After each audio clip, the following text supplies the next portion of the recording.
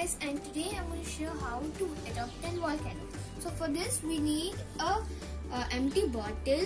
I kept a bottle inside, and we need to keep paper, wrapped paper, and then we need to paint it so that it looks like a mountain. And then these are the ingredients. So this is vinegar, food color, hot water, and this is baking soda. So first we need to take the food color and take the red color and mix it with water.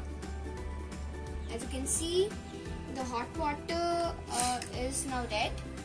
Now we need to pour the hot water in it.